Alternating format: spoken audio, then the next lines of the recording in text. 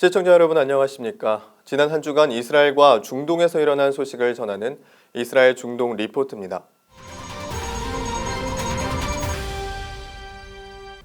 현지 시간 3일 텔아비브에서는 동성애 축제가 열려 텔아비브 인구 절반에 달하는 20만 명이 몰렸습니다. 텔아비브시에 따르면 이스라엘 전체 인구 840만 명 가운데 동성애 등 성소수자 비율은 약 10%입니다. 이스라엘과 팔레스타인 간 평화회담을 촉진하기 위한 국제관계국 회의가 프랑스 파리에서 열렸습니다. 올랑드 대통령은 이날 개막연설에서 이스라엘과 팔레스타인 양국이 평화를 위해 용기 있는 선택을 하길 바란다고 촉구했습니다. 제2차 세계대전 전범국인 독일이 병력 증강에 나섰지만 아무도 반대하지 않을 뿐만 아니라 서방 국가들은 오히려 안심하고 있다고 미국 뉴욕타임즈가 현지 시간 5일 보도했습니다. 지금부터 이 소식을 자세히 전해드리겠습니다.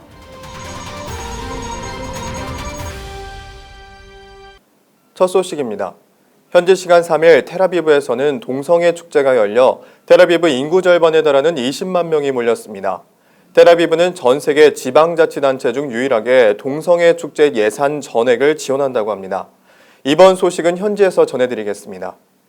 텔아비브 광장에서 동성애자 등 성소수자들을 위한 게이 퍼레이드가 열렸습니다. 도시 곳곳에 동성애를 상징하는 무지개색 깃발이 걸려 있습니다. 이스라엘에서 벌써 18회를 맞는 퍼레이드로 주최 측 추산 20만여 명이 모인 것으로 추정됩니다.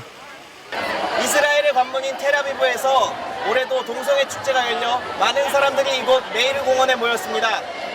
이곳 텔아비브 메이르 공원에서는 선정적인 옷차림을 한 남성들이 여러 가지 자세를 취하며 카메라 앞에 자신을 나타냅니다. I love it here. It's the best thing that could happen to this state. I think that this is a very cool thing to do to the gays. The whole community had a really difficult life in this. 유대교 국가인 이스라엘에서 이러한 행사가 가능하게 된 배경에는 정계, 법계 및 사회 전반적인 친동성애 지지 기반이 크게 작용하고 있습니다.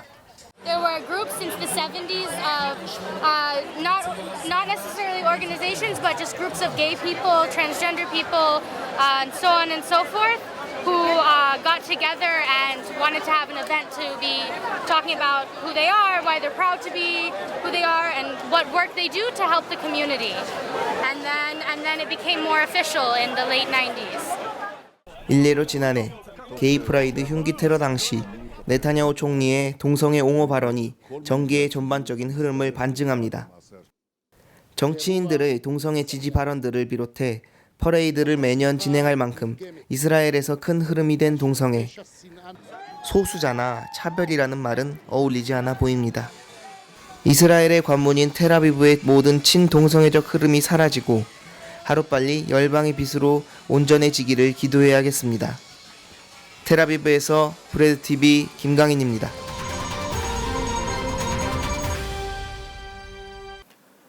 이스라엘과 팔레스타인 간 평화회담을 촉진하기 위한 국제관계국 회의가 프랑스 파리에서 열렸습니다. AFP 통신에 따르면 프랑스와 올랑드 프랑스 대통령 주재로 현지 시간 3일 파리에서 열리는 회의에는 존 케리 미 국무장관을 비롯해 세계 25개국 대표와 UN, 유럽연합, 아랍연맹 등이 참여했습니다. 올랑드 대통령은 이날 개막연설에서 이스라엘과 팔레스타인 양국이 평화를 위해 용기 있는 선택을 하길 바란다고 촉구했습니다. 올랑드 대통령은 이스라엘과 팔레스타인 간 평화 논의는 반드시 중동 전체 지역을 염두에 두고 이루어져야 한다며 중동이 직면한 위협과 우선순위는 바뀌었고 갈등에 대한 해결책을 찾는 게 시급하다고 강조했습니다.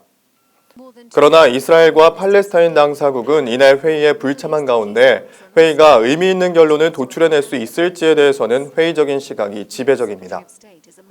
파리의 한 외교 소식통은 이스라엘 팔레스타인 갈등을 해결하기 위한 외교적, 정치적으로 확실한 관점이 없다며 미국의 가시적인 노력이 없는 한 더 심각한 폭력 사태로 이어질 위험도 있다고 우려를 표했습니다. 도어 골드 이스라엘 외무장관은 전날 파리 회의가 완전히 실패할 것이라고 냉소적으로 평가했습니다. 그는 이스라엘 팔레스타인의 직접 대화를 지지하는 중동 주도의 평화회담이 우선시되어야 한다고 강조했습니다.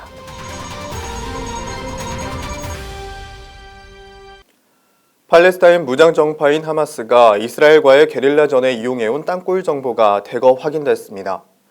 하마스 땅굴은 대원들의 은밀한 이동 통로로 이용되고 있으며 간부 휴식 공간까지 갖추고 있는 것으로 드러났습니다.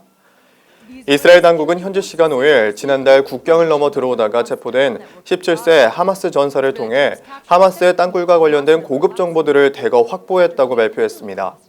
이스라엘군은 하마스 소년 전사의 입을 통해 땅굴뿐만 아니라 하마스 전사의 징발과 훈련 등과 관련한 정보도 얻을 수 있었다고 밝혔습니다.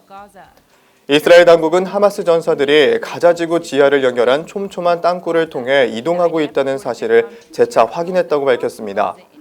하마스 땅굴은 간부들을 위한 휴식 공간까지 갖추고 있는 것으로 드러났습니다. 이스라엘 당국은 소년병사를 신문한 결과 하마스의 터널 공사 방법과 통신 수단, 터널을 통한 이스라엘 침투로 등의 기밀 정보를 확보하는 결실을 얻었다고 밝혔습니다.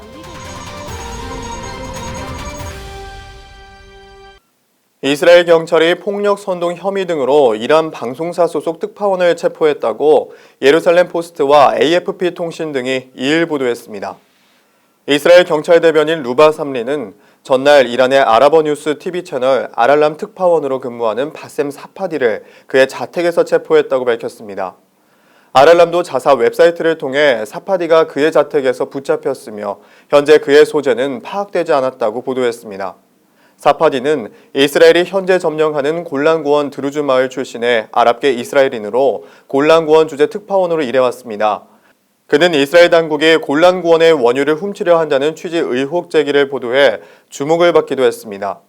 이스라엘 경찰은 사파디가 자신의 개인 페이스북을 통해 폭력을 선동하고 테러 단체를 지지하는 발언을 한 혐의 등으로 조사하고 있다고 말했습니다.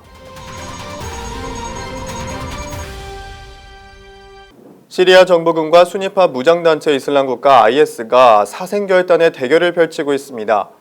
시리아 정부군이 IS에 빼앗긴 라까주 외곽에 진입해 재탈환에 나설 채비를 마친 가운데 시리아 북부 도시 알레포에서는 알카에다가 배후에 있는 포격이 발발해 40여 명이 목숨을 잃었습니다.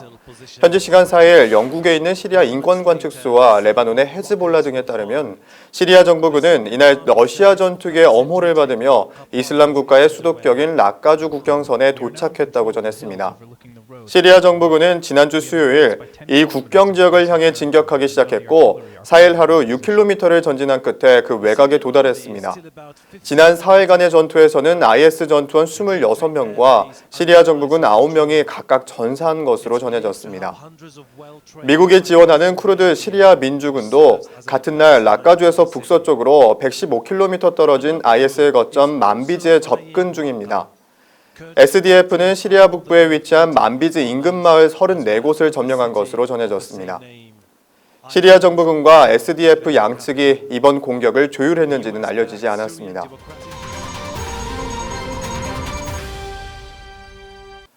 제2차 세계대전 전범국인 독일이 병력 증강에 나섰지만 아무도 반대하지 않을 뿐만 아니라 서방 국가들은 오히려 안심하고 있다고 미국 뉴욕타임즈가 현지 시간 5일 보도했습니다.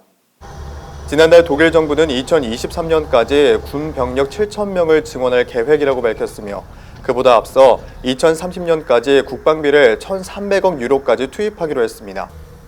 1990년 통일 이후 감군을 지속해 한때 58만 5천 명에 달했던 병력을 17만 7천 명으로 줄였던 독일이 25년 만에 증군으로 선회한 것입니다. 나토 동맹국들은 독일의 증군을 환영하고 있습니다.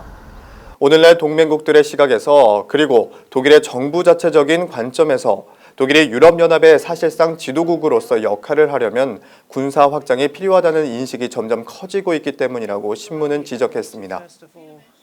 한편 버락 오바마 미국 대통령은 영국과 프랑스, 사우디아라비아 등 유럽 중동 우방국들을 안보상 프리라이더, 즉 무임승차국이라고 비판하기도 했습니다.